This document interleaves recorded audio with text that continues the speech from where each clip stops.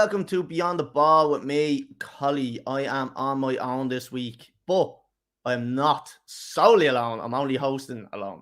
This week, I'm just gonna get him straight in because I don't want to sit here talking to myself like a gobshite. So, we have the former Bows, Shells, Bray goalkeeper, and we have the current Longford goalkeeper. We have Lee Steacy.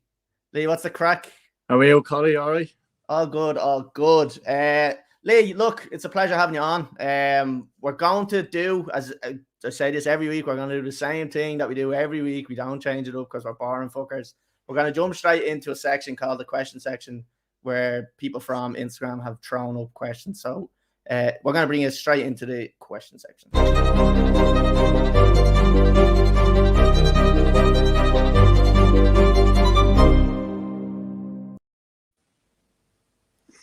This is the part where most of the guests will kind of say, "Oh, that was a class little graphic there. Now that was impressive." Like, yeah, no, it was. I just had to tap the sound, so I missed it. Right. Look, we've a couple of questions sent in. We're actually a good few coming in from Andrew. Hi, how's it going? So we have a good few to go through. So the first one we have in is from Giltrap Craig. Firstly, you are a gent, so that's always nice to hear. Nice getting off. Thanks very much. Good foot. And then secondly, what is your career highlight so far? Thanks very much, Craig. Appreciate that. But off the top of my head, I would say getting promoted with Longford was definitely a career highlight. It was only the third time in the club's history, and on a personal level, it was unbelievable. It's just a pity there was no one there to see it because we were in lockdown. But other than that, like, it was brilliant. Yeah. What is that like actually? I playing a little bit of football, obviously, like nowhere near that level, like with what's going on. But how do you kind of celebrate them out? Is that just is it just that you have to just be in the moment with your teammates? Like, because obviously you can't go running to the fans and you can't really celebrate with the fans. So how does that differ from kind of playing in front of the fans and scoring in front of the fans and obviously them not being there? Is that a massive difference? Like, yeah, like it's horrific, to be honest with you. Having no fans there, it's awful. But thankfully, there was a couple of Longford volunteers that have helped throughout the years, and a good lot of them were there. So at least some of them got to see it. Yeah. But we didn't get to do anything exclusive afterwards, or we didn't get to, like, there was no champagne or prosecco on the pitch, anything like that. Whereas you would normally see that in a normal case. But there was nothing like that. But there was a couple of lads on the apartments behind the scene. And we went and we did a slide down towards them. It was brilliant. No, we got a bit of crack out of that, all right. Yeah. But that's just making the most out of that situation. Yeah, you kind of have to make it the most of what it is, isn't it? Like, although it's your career highlight and you've no one to share it other than the fans, other than the lads standing on the balcony, like, classic. But look, I'm sure more highlights will come around anyway in the next few years. So that's a good one. We'll move on to the next question, which was sent in from John Gall _5. There's a couple of things sent in from John. What's your honest thoughts on Cork City squad this season? This could be controversial now because you never know who's watching. No, I think if you look at them, they were good last year, and it just took them a while to get going. And then obviously they've strengthened this year, so I think Cork are a very good side, and they're one of the biggest clubs in the country. So there's a good opportunity for them to try and get back to the top level, and they have a good squad. So I'm sure they'll be up there or thereabouts anyway. They are full time also. Exactly, yeah. They do have this set up for it, really, don't they? Like, they are really set up to kind of make that challenge, and they probably will, looking at their last result anyway. Like, yeah, I don't think you can look into one result too much. Happened to us a couple of years ago against Galway with 2-0 up, and just coming up to half time, they scored one, and then we ended up losing the game 6-2. It was mad. And then I remember looking at that on live score the other night, and I went back to check, and it's 5-0. Yeah, so crazy. It's just one of them. It was a night for the away teams on Friday. Yeah. Right. So the next one, we have another one in from John as well. How do you see Shamrock Rovers doing in Europe this season? So an interesting one here. Yeah, I suppose they obviously have the Champions route, so again, it should favour them a little bit. And I think with the squad they have this year, bringing Jack back into the fold is that's unbelievable. I think it's mega. Danny Mandre will also be there, settled another year. So I think they actually have a good chance. I think they'll learn from their mistakes last year, and they could do well and represent the country in a proud manner. Just sticking on Rovers for a second, now it's kind of obviously I don't know who you're playing for, but in terms of their squad, like, you have like the likes of Jack coming in there, and you've got the likes of Richie Towell and all there. Like, it's going to be hard to keep all them people happy. And like, how do you do that at that level? Like, and obviously going into Europe, so like you want to be playing in them games. So like when you're not starting, it's going to be a massive thing there, really, isn't it? And that's where you're going to kind of have these kind of personalities coming through, where they might start kicking up a fuss, and it's just all about man management then at that stage, isn't it? Like, yeah, it's tough. Obviously, they have really good options in every position. Like, you just look at the bench the other night, for an example. Aaron Graham Burke. Yeah, it's there was loads of like players that would play for any team. But I think football always has a way of working out, and like, you will have some players that are going to be squad players, but they will still play an integral part. And it may not be in the starting 11, but they can come on and influence the game. But they also drive standards in the training ground and things like that. And it's important to have good characters, I think, in the group. And I think they have that in town, like, in great numbers. Definitely, yeah. Right, another one in from John. Who was the best team you have ever come up against? Okay. Best team I've ever come up against. It's a tough one, I suppose. I'm trying to think in like a couple of friendlies I played for Bowls. We played Man City 23s. Yeah, quality, like they were like Patrick Vieira was manager at the time. There was lads worth a couple of million like that you're playing against. They were unbelievable. I hadn't conceded a goal for Bowls at that stage. We played like 10 matches, including friendlies, obviously, and clean sheets. And then I think they beat us 6-1, I think. But I had pulled off like 15 saves as well. But they were just on a different level. They were amazing. Domestically, thought Pats were really good last year. Yeah. No, Chris Forrester was really on form. And Matty Smith, like he was just exceptional. I thought they were really good. Rovers, we actually we played really well against them most of the games. They only bet us by a goal, and all them games it was 90+ spare the last one. So it's hard to say. They obviously have really good quality, but didn't break us down as easy as some of the other teams. Yeah, so it's not as kind of straightforward as you kind of look at a certain team against a certain team, and then you think, oh, that'd be a handy one, like. But right, we'll move on to the next one. In from Doyler 909, will you go back full time? Doyler, we could, mate. Yeah, like I've thought about it. To be honest with you, I felt really deflated after getting relegated last season. Yeah. So you're weighing up all your options, and you're thinking. I was also playing Sigerson GAA throughout with the college throughout the winter, and I was really enjoying that. So I was thinking, I played Gaelic for Dublin for 5 years, and I got on really well with the current manager there, Desi Farrell. Yeah. And he contacted me last year, and I told him to give me a shout when Cluxon retires. So yeah, I have thought about it all right, but I don't know. I'm kind of I know what I'm doing more so on the soccer, I think. So yeah, fair enough. Yeah. Right, on to another one of our guests there a week or two, I think a former teammate. Ask Lee what I said to him when we played UCD in the playoff before I scored. So now I know in that one I think he scored 2. So yeah, he did. Do you remember this? I do. I remember something because I remember giving out to him, and he was like, "Oh, we're gone here," or something like that. And I remember saying, "Joe, if you think like that, well, then you're right." But I ended up giving him a kick up the arse or whatever, and then obviously 2 of us went up for the corner, and I think he might have said, "I'm going to score here." I think that's what he's on about. Yeah. And I made a little run, and I brought Liam Kerrigan with me, I think it was, and it just created a little bit of space for Joe. And to be fair to him, he got us out of a massive hole and brought us on an unbelievable journey then. Yeah, that made it 2-2, didn't it? And then you won 3-2, wasn't it? That was the first one was 1-1. It was the 90. It was into the 90th minute, I think, or 89th anyway. Yeah, in extra time, but he scored obviously again and in extra time, and it was unbelievable. Like, to be fair, it was amazing. That was classic. Right, we'll move on to the next one. In from Andy McNulty. Would you fancy yourself in a pro male modelling gig after the jersey modelling? Oh yeah, well, my auntie runs Mrs. Ireland. Well, she did anyway. I don't know if she still does, and she's always been at me to go and do it. So she actually signed me up with assets before. And, but I need to get a proper portfolio done. But yeah, I'd love to do something like that. Absolutely. Yeah, classic. Right, on to the next one. So we have Jamie 87. How do you decide what type of gloves you wear? So we had a comment in there, I think Sin mentioned gloves as well. Sorry, that's not that one. In from Andrew Myler as well. What were your favorite gloves? So we'll combine the two questions. And how do you decide what you're wearing, and what are your favorite ones?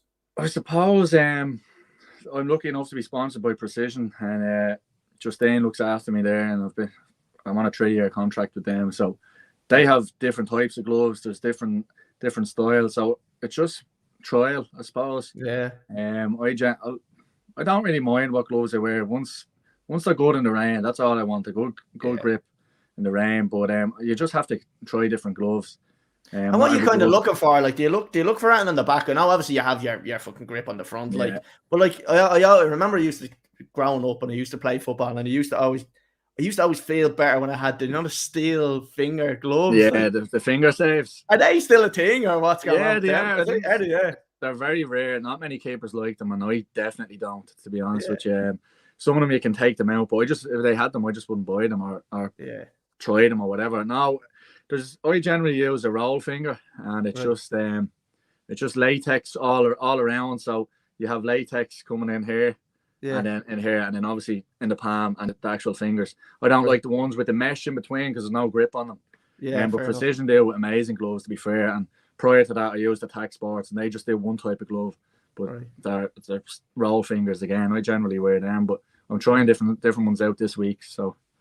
And is it like, are the gloves to you like what, like I suppose a pair of boots to like a winger or something like that? Where are you trying to find the flashiest pair, or are you just trying to play them down? Is it just a white one or a black one? No, see, the ones I had with Attack Sports, they were either orange with spider webs on the outside. Oh, right, okay.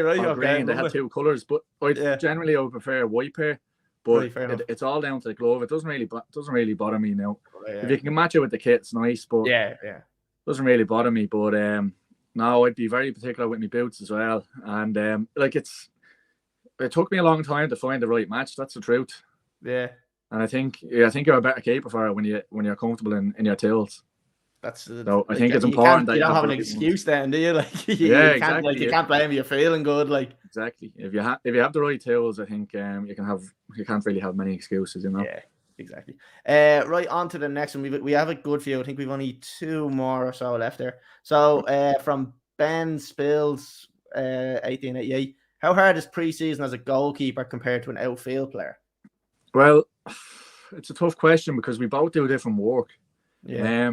Generally, you'll always start off doing a bit of the running with the outfield players, but as time goes on, you're taking out of running and you're doing more explosive work and more diving. But it's a different fitness goalkeeping. Like, I'm not saying you don't need endurance, because the fitter you are, the better, obviously. But if you're just nailing your goalkeeping work, you don't really need to be concerned too much about endurance running, because you're not going to be down on the pitch. Where you have the trackers for training, and like the top speed I'd run without having to sprint is about 21 kilometers an hour. That's just in training. Yeah. That's just little sharp bursts. So you never really break stride. And I do about 5 kilometers in a match in comparison to anything from 8 to 15 maybe for outfield players. So you don't really need it as much. Although it is like when you look at your kind of training as a goalkeeper, I remember I used to always think to myself watching goalkeepers train, I was like, that looks tough. Like I know, to some people it can look at you're just diving down and getting back up, but that takes a fucking lot out of your body. Like doing no, it is. Like we always get stick as a goalkeeper. Is I doing nothing or whatever. Yeah. But the whole thing is, after you make a save, it's important to be able to get up as quick as possible, and the power you need to do that is like you have to practice it. You can't just explosive power, isn't it? Like, exactly. You can't just be quick. So it's different work. You're constantly working to try and get up off the ground, go back up off the ground as quick as possible. Yeah. So that's like, it takes work. It's hard work. Yeah, it's credit due, I think. Right, on to the next one, Jamie GK 21. How big of a difference is there between Division 1 and Premier Division? Do you know it was a massive difference from going from either or? Like, well, I had a lot more clean sheets in the First Division, so there's obviously some difference. I think in Ireland in general, you don't get a lot of time on the ball. So you know, both divisions, there's a lot of pressing going on. But I just think in the Premier Division, mistakes are capitalised on a lot easier. That's all. You obviously have full-time teams, so their set pieces are always good. And they're just ready to capitalise on any mistake. I think that's the main difference obviously there is quality in there.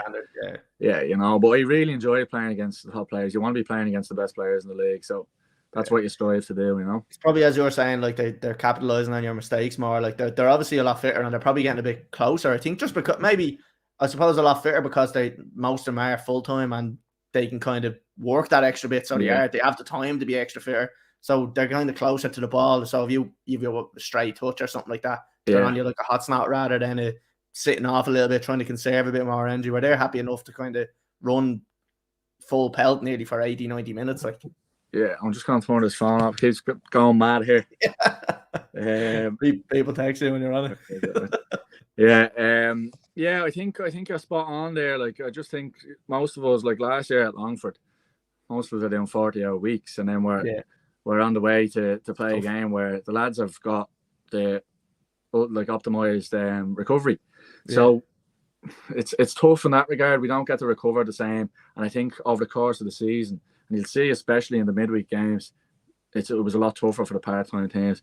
But look, you can make all the excuses you want. It's up to the players to try and get to that level. It comes down to 90 minutes at the end of the day each week, doesn't it? Like, so right, on to the last question, the very last question. We asked this to all of our guests. Come on, your house is on fire. You have to run in and grab 2 things from your career. What would they be? Could be anything. Could be a pair of gloves. Could be a jersey you got. Could be anything. What are you grabbing? 2 things. 2 things from my career. I have God, I don't know. I have this one gets everyone everywhere. A couple of awards here and medals. I'd probably take my Longford Town Player of the Year award.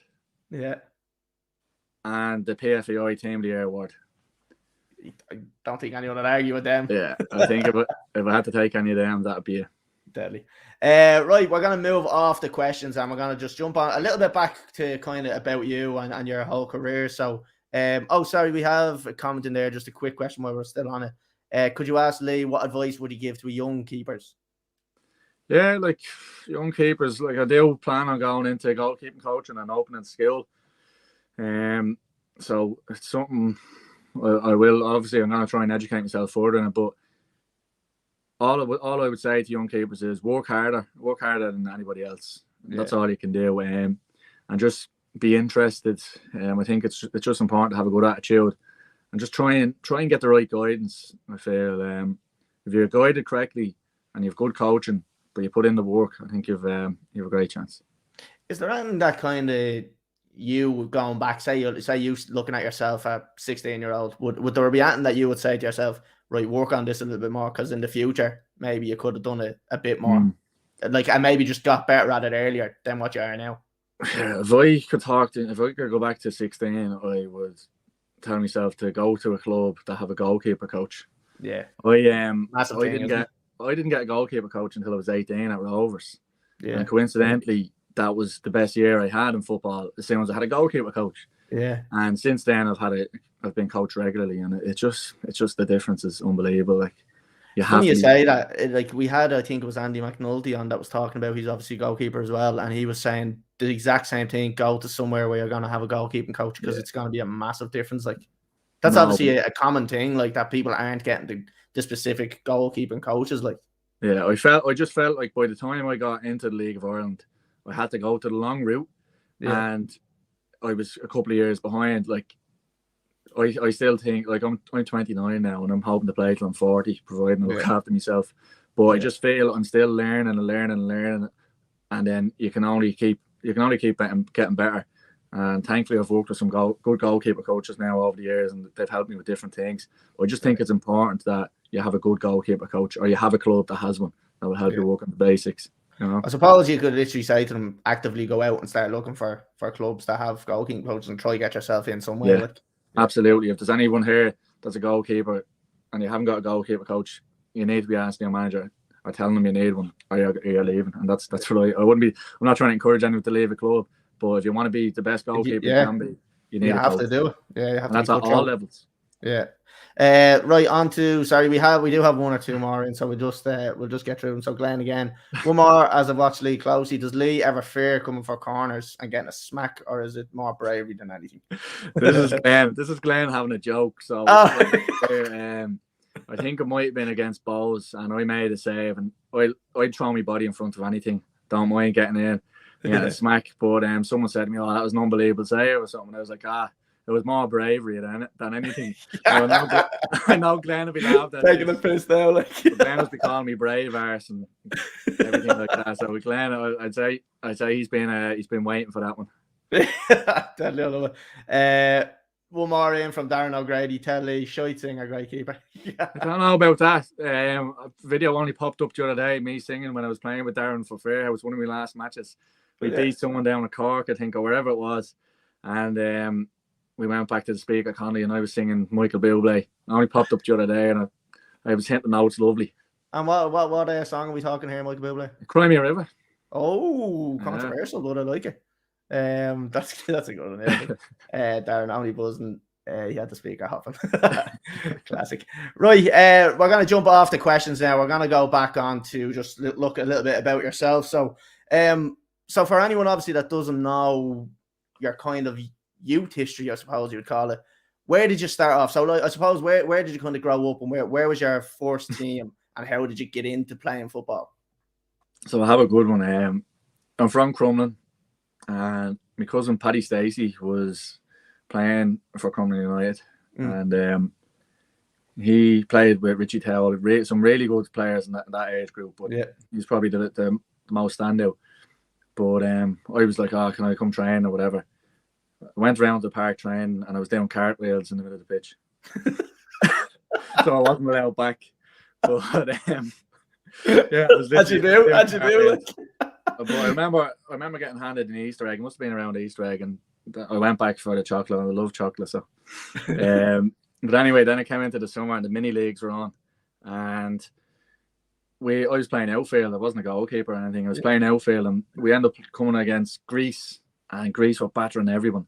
And I ended up jumping in goal for the Greece game. I think we drew 3-3, but it was like just throwing my body in the way, pulling off loads of saves. And then Bob Bourne approached me after the game, and said, "We run a Crumlin team. We need a goalkeeper." Yeah. So signed for Crumlin United. I think might have been under 8, so maybe 6, 7. Right. So played a couple of years under 8s. But we were in. What was a Premier or the A League or something? I don't know. Like it was top level for the age group. Like so. Yeah, that's where I start. That's a good one. So look, I suppose do cartwheels on the pitch is comic away and fucking do get told to fuck off. Like literally. There were a couple of years down my age group, but they still said good luck. So like you kind of so obviously you played at Crumlin. Was there anyone in that team as well that kind of stood out for you? Was there anyone you still kind of keep in touch with or anything like that? Like not so much. Like now, like if you're saying somebody, you'll have a conversation with them, but I can't really think off the top of my head. Obviously, Graham Lawler, who does the this with you, he played with him at it would have been 7-a-side. But we had some really good players through the years that now hold on, I won't be allowing you to say that he was a good player. I'm not allowing it. Well, he was good. He was good on the small pitch. He was probably bigger than everyone else. Suit him. It was like scale to him, you know. Yeah, exactly. No, but look, we had a really good team, but I think at that age group, Belvedere used to always pop us. Yeah. But just when I say pop us, like pop us to the league, like it was always they were always first, and we were second for a long time until under 12s, 13s, then Crumlin went on a mad run then.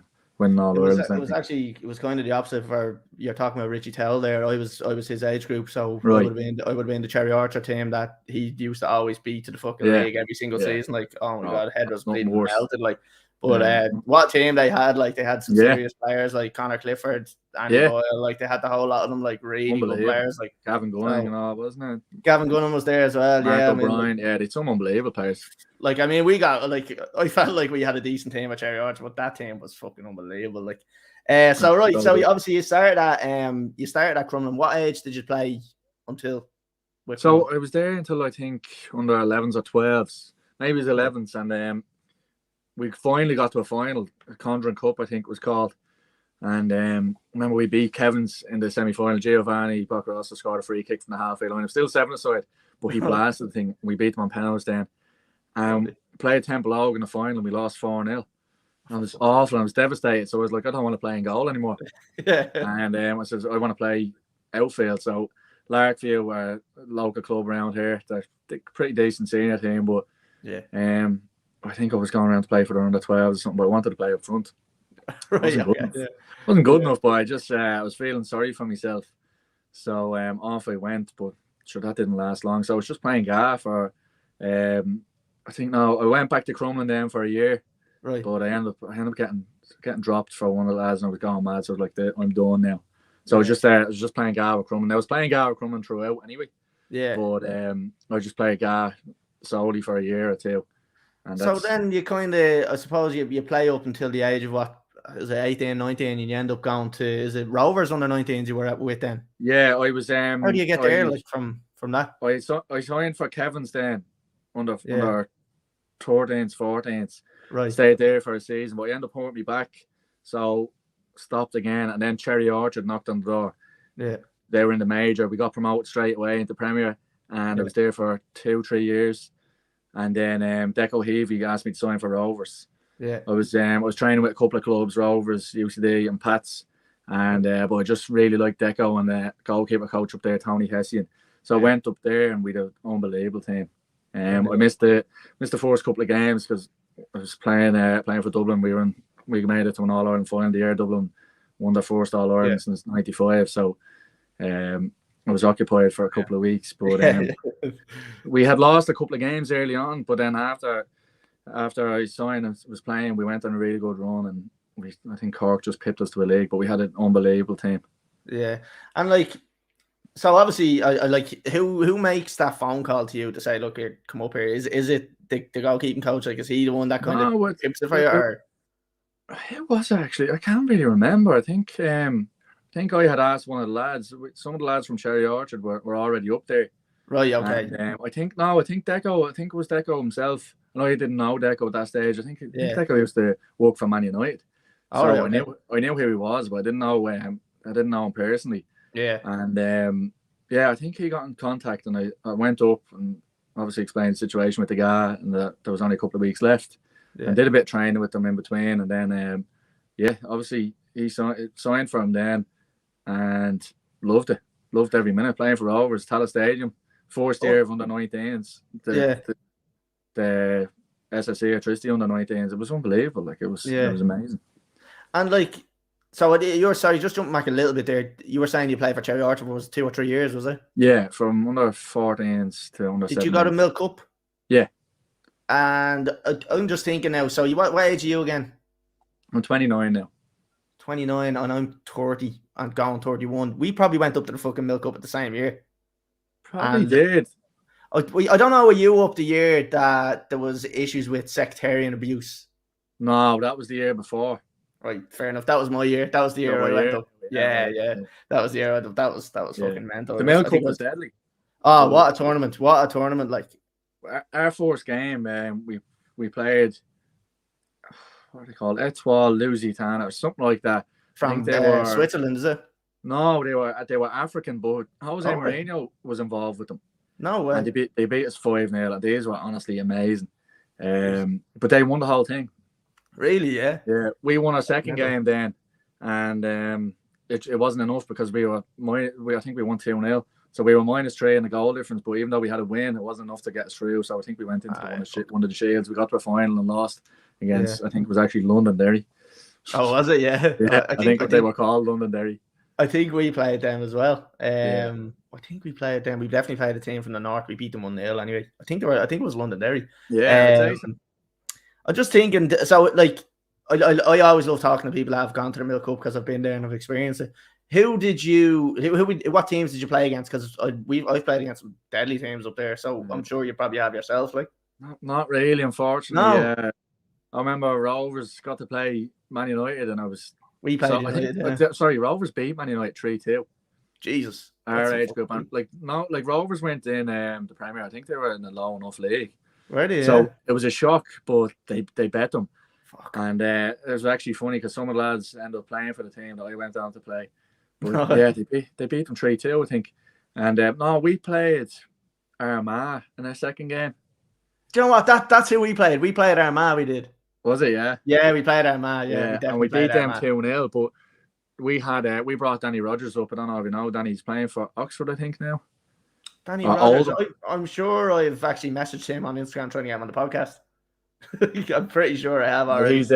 He's flying at the minute, and he played a couple of the games as well. But we played a Portuguese team, and I think maybe a Venezuelan team. I can't remember the names, but yeah, we played some interesting teams. All right, that's good. Yeah, we played against Maccabi Haifa in the first game, and one of our players got sent off after fucking 10 minutes for telling the ref to fuck off. Shambles. Like it was. I think we actually won the game or drew 1-1. But yeah, we ended up playing Man United as well. Got fucking bounced off. They were a different level to us. Like it's a sickener. Like we obviously lost the first game, but we won the next 3 or 4, whatever it was.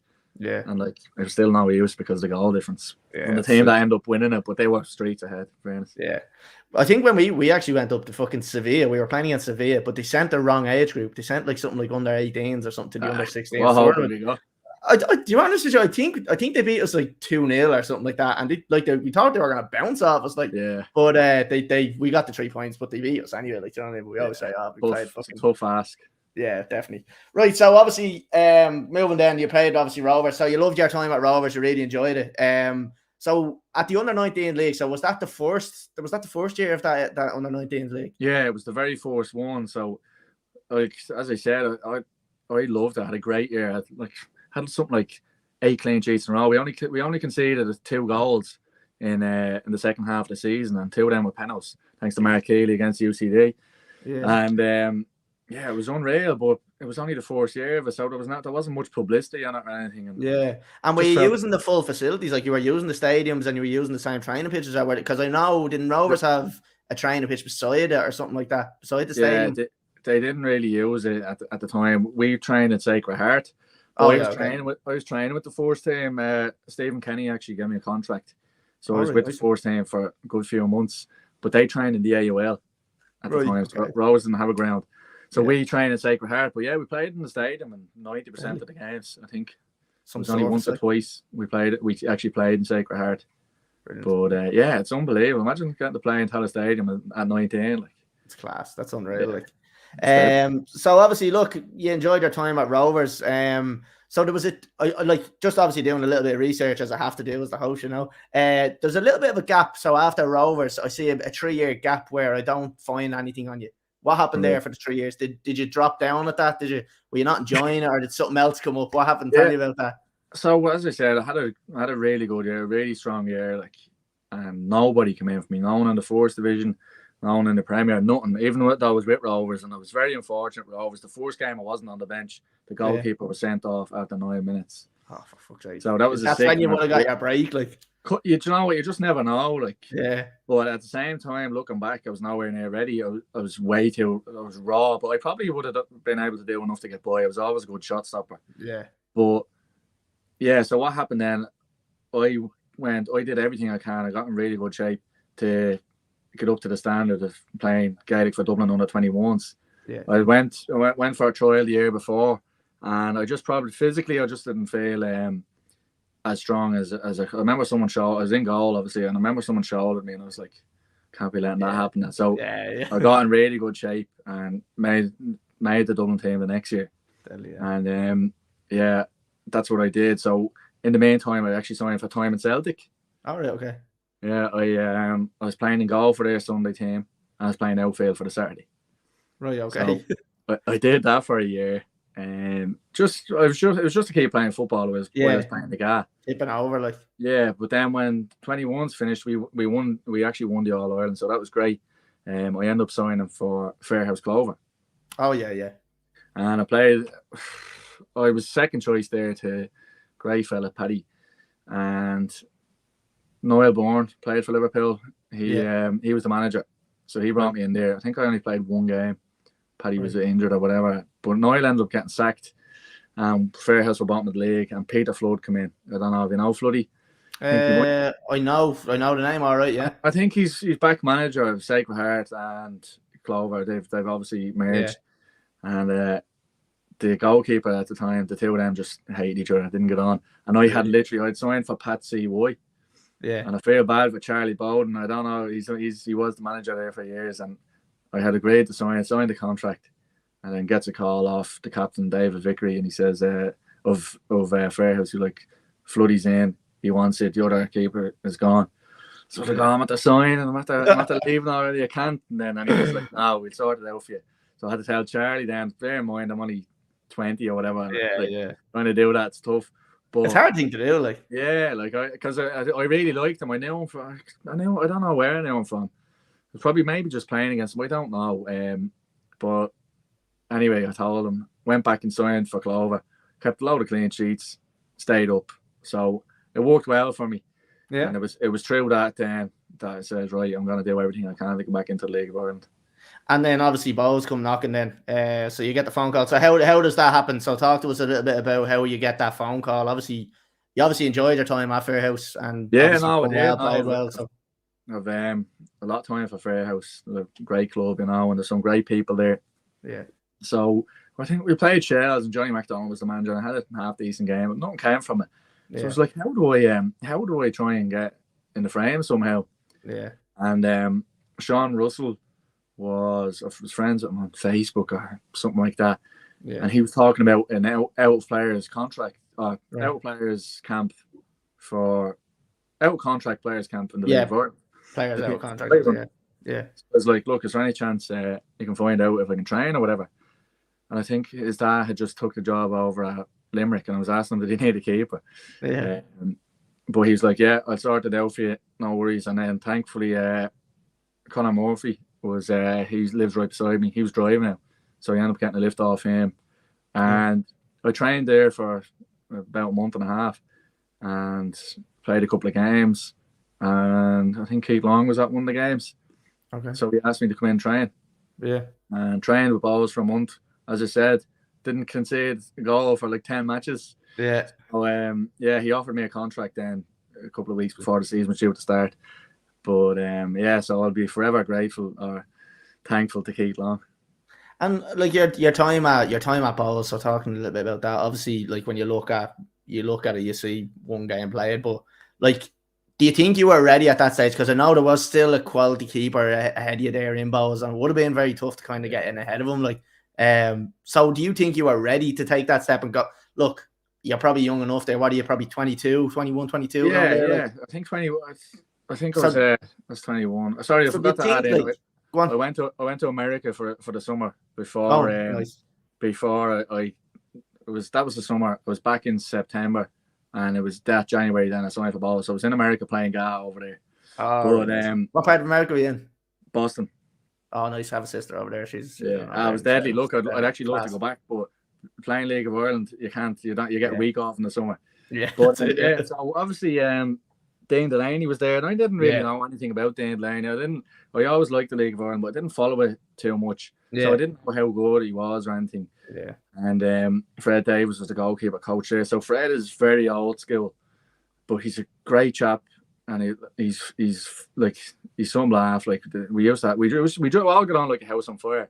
Yeah. But I just felt Fred brought me up to a certain level physically again. Yeah. So it's not in terms of getting it in shape or anything, but just the demands of the game. So when I signed for Bowes, absolutely, there's no chance I was ready. I would have been a good number 2. But as weeks went on, I got better and better. And to be fair, I had a strong pre-season for Bowes. Yeah. Considering I'd never been at that level, apart from the fitness, so I couldn't run. Yeah. but no, I had to end up striking up a great relationship with Dane Delaney, and he was playing unbelievable stuff. I think we kept six clean sheets in a row, something like that. Nice, or 6 clean sheets in the first 7 games, something like that it was.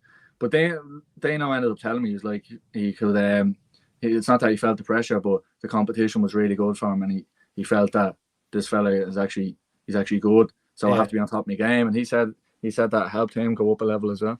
Well, that's a nice thing to hear from kind of such a good keeper, because I think he was a very good keeper. And I suppose was it a kind of a luck thing again then, because Dean leaves and then Shane Supple comes in, and then another quality keeper, I suppose, that you're kind of sitting behind again. But well, actually, when Shane, like myself and Dana were training, and I was waiting for my chance. I had played a couple of games at that stage, and I did well. Yeah. And we were in the Leinster Senior Cup final. I think we just played the semis, and Shane Supple rocks up the train. I mean, they're like, "What's going on here?" Because we knew for years, Keith Long always wanted Shane Supple. Mm-hmm. So Longer sat me down. He's like, "Look, the final is yours and everything. I want you to stay." And I said, "Keith, I says, I'm trying to establish myself here. I try and make my name." So he says, "Oh yeah, I can't get a game of second choice." He says, "I'm hardly going to be able to get one as third." So I actually left. I left before Dane did.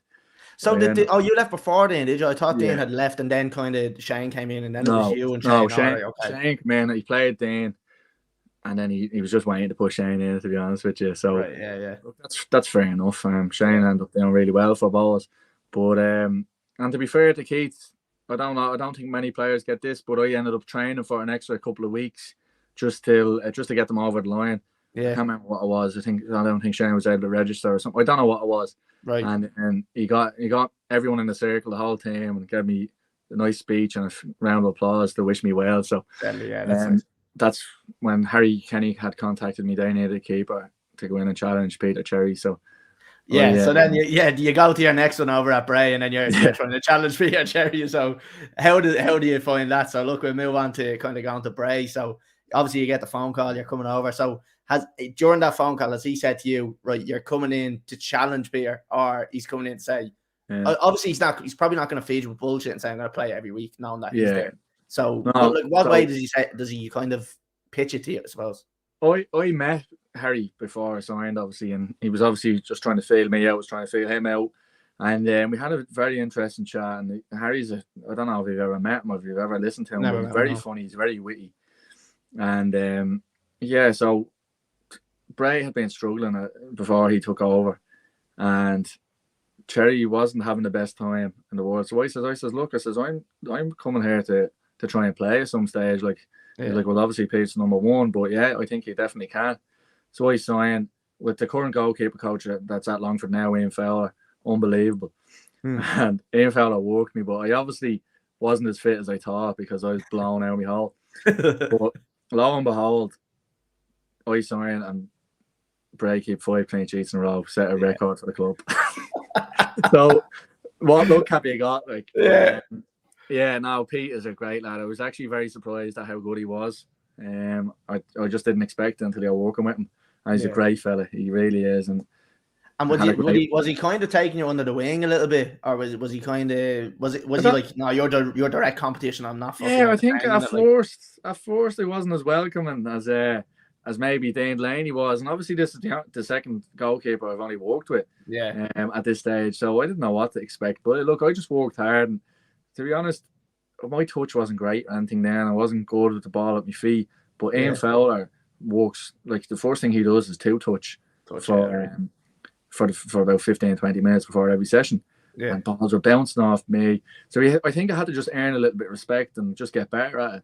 And as time passed, I did, in fairness, and we ended up having a great group there, and the trade was going very well. It is a thing, I suppose, isn't it, with goalkeepers now, like that you're talking about, that kind of two-touch training. It's a different game now, so you have to be able to use your feet. Although, like, look, you can get away with it if you're a great shot stopper, you're good at collecting balls. You can get away with it to an extent, but your team really has to adapt to a certain tactic because you can't play out from the back. So is that something that's massively come into the sort of training, that you're doing kind of more footwork and more kind of touches and small passes or something like that?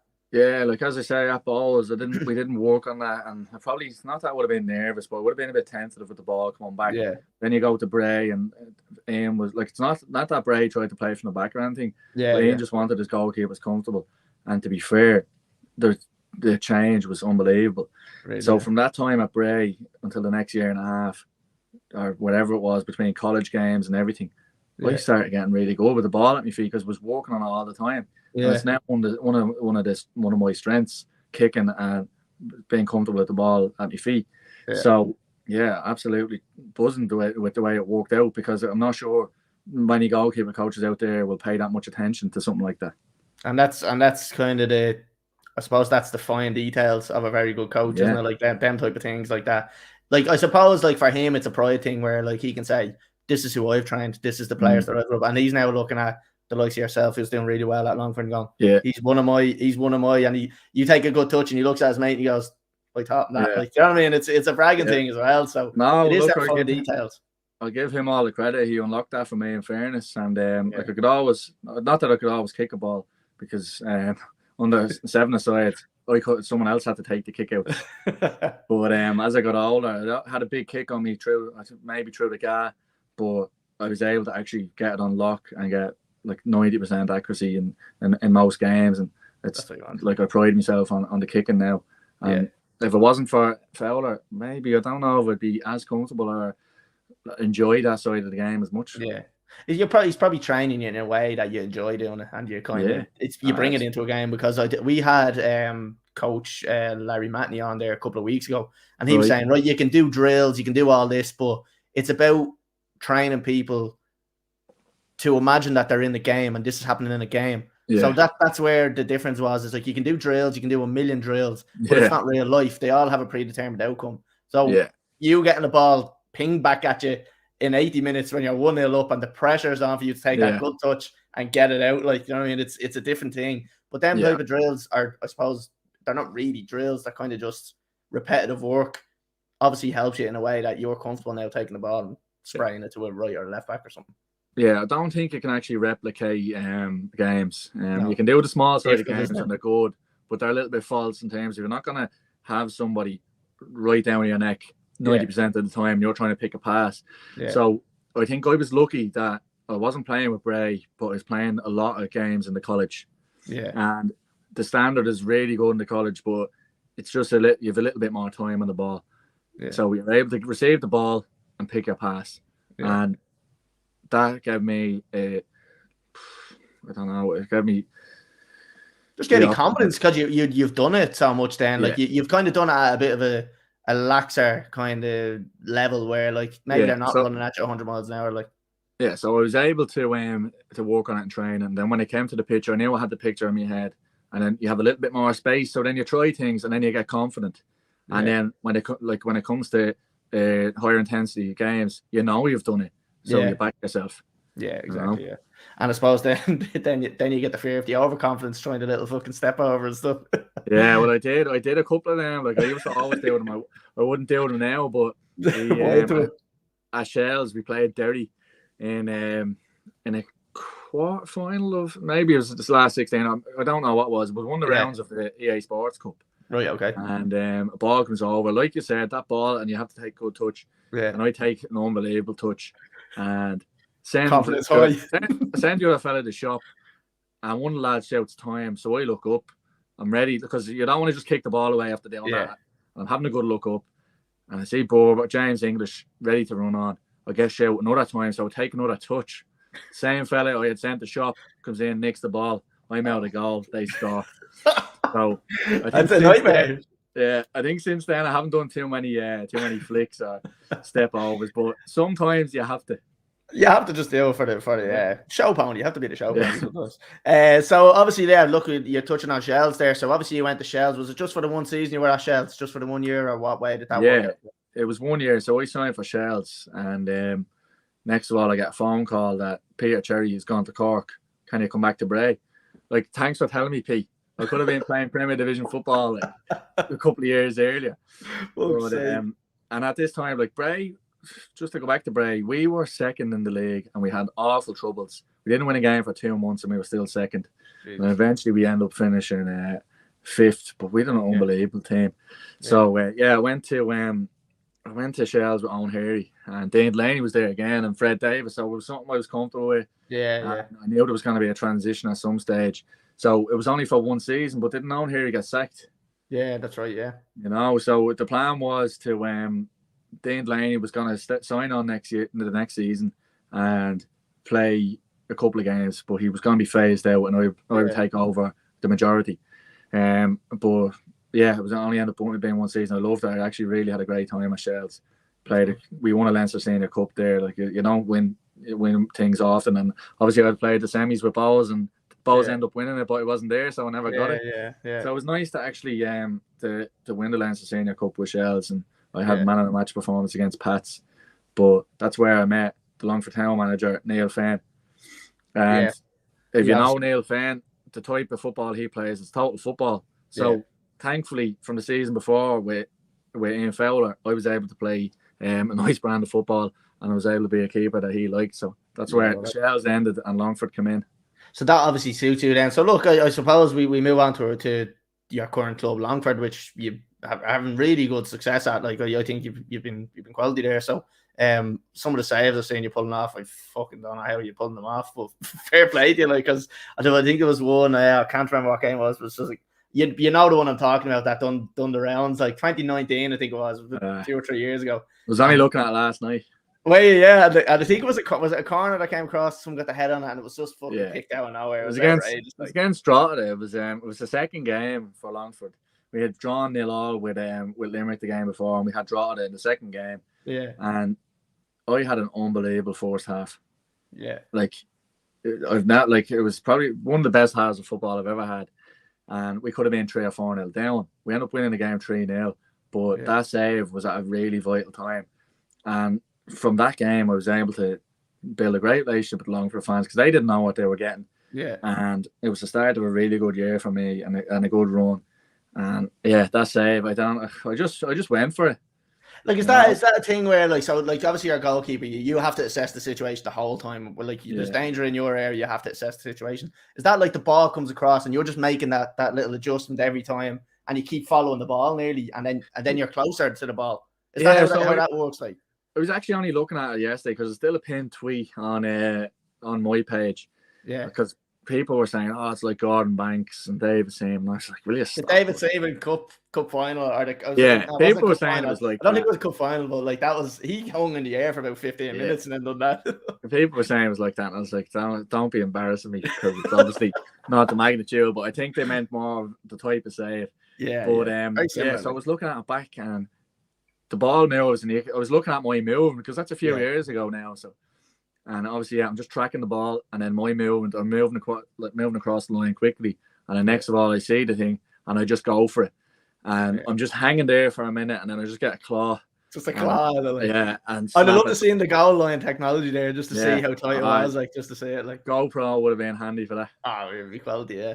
So look, obviously, that obviously kickstarted your career with Longford. So you've had a good and I suppose a bad time with Longford at the moment. Obviously, you're doing great with them, but talk to us about the highs and the lows. So obviously, your major high, obviously getting promoted, but with no fans, so a little bit of a kind of a down runner. But then obviously getting to relegated. Then how do you kind of get your mindset right just to keep going and to, I suppose, like, is there a massive change in personnel and you're kind of trying to motivate everyone? Are you that type of guy in the dressing room, like, or would you be kind of I'd be very bubbly. I'm always trying to have a laugh and just get people going and laughing somehow. So in the dressing room, try and bring my personality out as much as I can.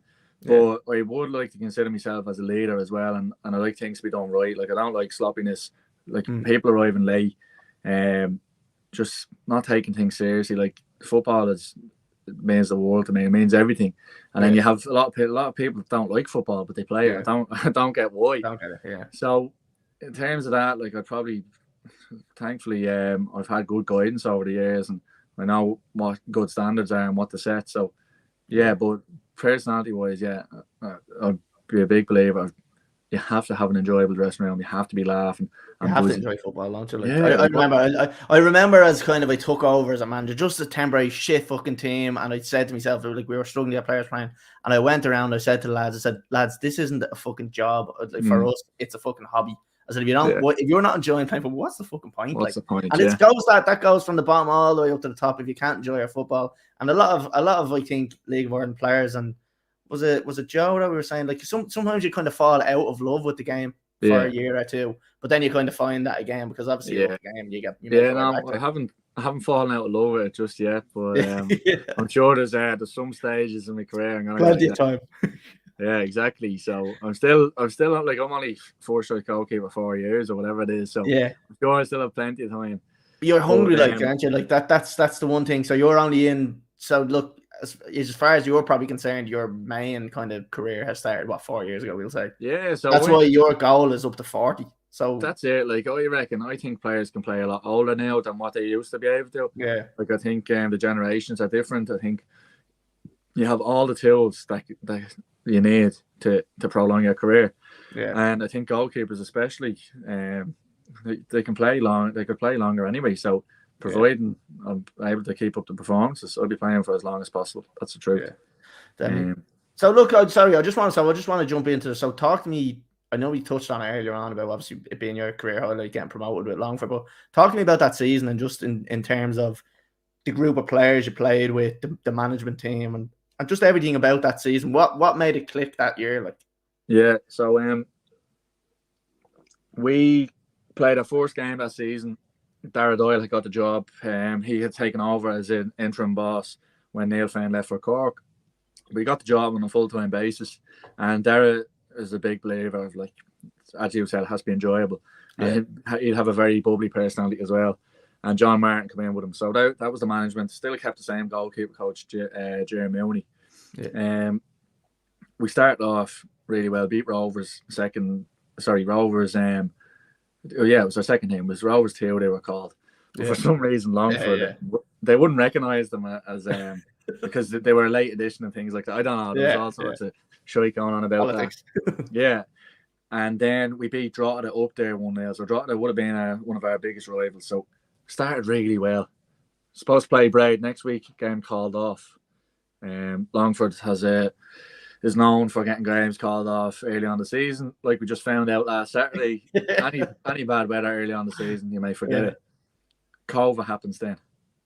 No football for months. I ended up putting on 2 stone or something. I was 95.5 kilo. I'm normally about 82 to 84. So that wasn't good. Anyway, we all come back. I don't know what happened in the meantime, but it really left us disjointed. Yeah. And after a promising start, we go out and play Bray, who had a terrible start prior to COVID. They beat us 2-0. Yeah. Our season was all of a sudden unravelled. Cabinteely then beat us, so we're up against it. Yeah. It was horrible. Yeah, it was going from the year before when we were unbeaten in 11 games. It was unbelievable. Yeah. And we were winning games, losing them. But anyway, we did enough just to get into the playoffs. Yeah. And Galway had beaten us. Was it fifth? Was it fifth just finished in the league, was it? Yeah, and it was only on the last night. Wexford beat us 2-1. Yeah. Like, it was crazy. And I think Rovers 2 drew with Cove, so Rovers actually did us a favour. No, we finished 4th, sorry. Was it 4th, was it? Galway finished 5th.